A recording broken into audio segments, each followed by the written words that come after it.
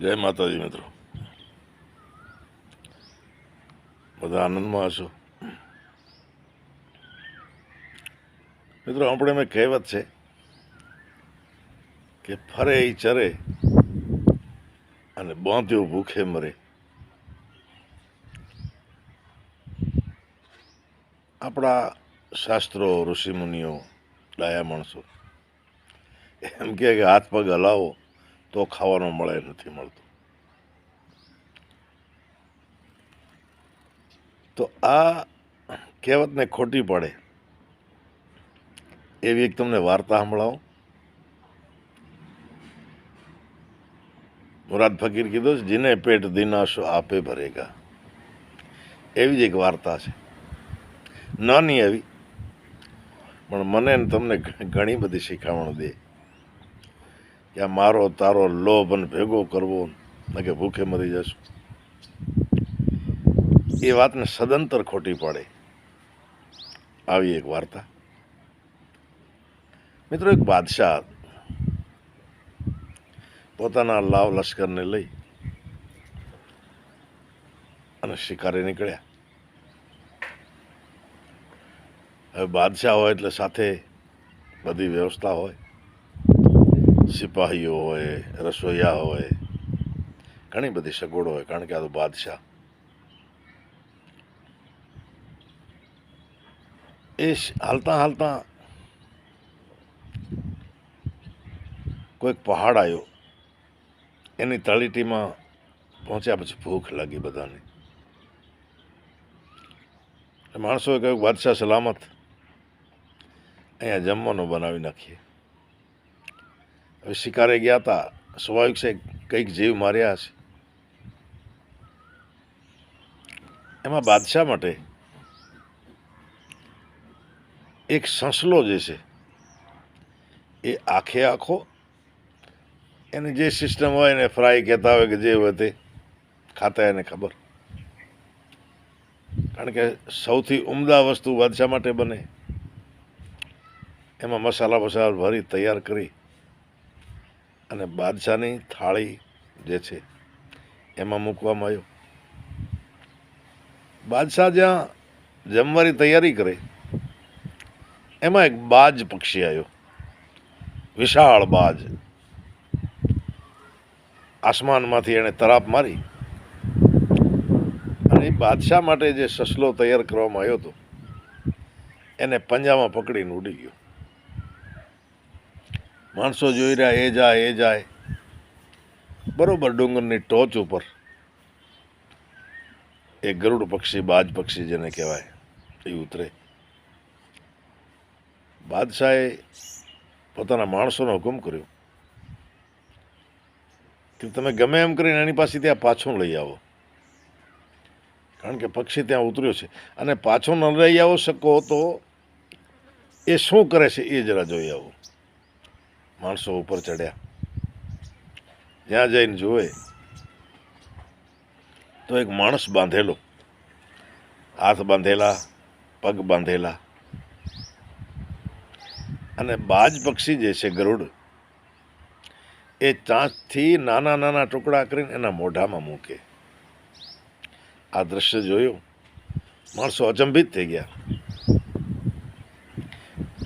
માણસને પૂછ્યો, ભાઈ તું કોણ છે, તને કોણે બાંધ્યો?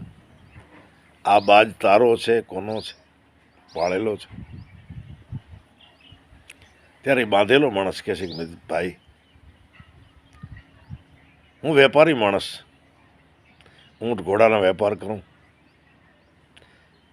એટલે 2-4 ઘોડા લઈ અને અહીંથી નીકળ્યો. લૂંટારાએ મને લૂંટી લીધો. પહેલાં તો મારી નાખતા હતા, પણ પછી કીધું કે મારવો નથી, બાંધીને નાખી દો પહાડમાં, પોતે ભૂખે મરીને મરી જશે. હું બાંધેલી અવસ્થામાં પડ્યો, કાંઈ કરી ના શકું. અને બીજા ત્રીજા દિવસે જ્યારે અતિશય ભૂખ લાગી, તરસ લાગી, ત્યારે બીજો તો કેને યાદ કરું? ઉપરવાળાને, ખુદાને, ભગવાનને યાદ કર્યા કે હે પ્રભુ, હે ખુદા, હવે તમારો જ આશરો છે. આપની દ્રષ્ટિ આખી દુનિયા ઉપર છે. મને પણ જરા જુઓ ને, હું કેવી પરિસ્થિતિમાં પડ્યો છું. ભૂખે મરી જઈશ, તરસે મરી જઈશ. ભગવાનની કરામત, ખુદાની કરામત જે સમજો. એક બાજ પક્ષી ક્યાંકથી રોટલા ઉપાડી આવે, ક્યાંકથી કોઈ શિકાર ઉપાડી આવે, એના નાના નાના ટુકડા કરી અને એ બાંધેલા માણસના મોઢામાં નાખે. બાજુમાં એક ઝરણો હોય, ત્યાંથી ચાંચમાં પાણી ભરી ભરી અને 10-20 આંટા કરી અને એના મોઢામાં પાણી મૂકે. આવી રીતના મને 7-8 દિવસ થઈ ગયા છે, હું અહીંયા પડ્યો છું. માણસોએ બાંધેલા માણસને ખોલ્યો, લઈને બાદશાહ પાસે ગયા. બાદશાહને બધી હકીકતની વાત કરી. હુજૂર, આવી રીતના માણસ બાંધેલો પડ્યો હતો અને તમારો જે ખાવાનો હતો, જે બાજ લઈ ગયો, એ બાજ નાના નાના ટુકડા કરીને આના મોઢામાં નાખતો હતો અને બાજુની નદીમાંથી ચાંચમાં પાણી ભરી ભરી અને આ બાંધેલા મુસાફરના મોઢામાં નાખતો હતો. મિત્રો, બાદશાહને થયું, ઓહો, હું આટલો બધોય રૈયતને રંજાડું, બીજા કોઈ રાજ્ય એના ઉપર દબાણ કરું, યુદ્ધ કરું, મૂળ તો પેટ ભરવા માટે. જ્યાં બાંધેલાના પેટ જો ખુદા ભરતો હોય, ભગવાન ભરતો હોય, તો મારે શું કરવી સાહેબીને? અને મિત્રો કહે છે કે એ જ જંગલમાં, એ ડુંગરની બાજુમાં આ બાદશાહે પોતાનો શાહી લિબાસ ઉતાર્યો અને એક ફકીરી કપડાં પહેરી અને હાલતો થઈ ગયો. હું ને તમે ખોટી પેટની ચિંતા કરીએ છીએ. ખુદા બાદશાહ હૈ, સબે પર નિગાહ હૈ. એણે આ જેટલી મખલૂક, જેને કહેવાય ને આ સંસાર ઉપર, ચરિંદ પરિંદ, ઢોર હોય, ઢાંખર હોય, પક્ષી હોય, પતંગી હોય, માણસ હોય, દરેકનું પેટ ભરવાવાળો ઉપર બેઠો છે. એ મને તમને ભૂખે નહીં મરવા દે. એટલે આ વાત ફરે ચરે બાંધ્યો ભૂખે મરે,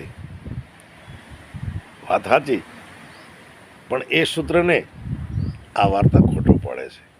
અને મારો ને તમારો ઈશ્વર પ્રત્યે, ખુદા પ્રત્યે ખૂબ વિશ્વાસ વધારે છે. આજની નાનકડી એવી દ્રષ્ટાંત કથા, દ્રષ્ટાંતની વાત આપને કેવી લાગી? કોમેન્ટ કરજો, શેર કરજો, આપણી ચેનલને સબસ્ક્રાઈબ કરજો. ફરી કોઈક સારી વાત સાથે, જે વાતમાં મને ને તમને કંઈક શીખવાનું મળે, કંઈક જાણવાનું મળે, ભગવાન પરથી આપણો ભરોસો વધે, એવી વાત સાથે ફરી આવશું. ત્યાં સુધી જય માતાજીની જય હો.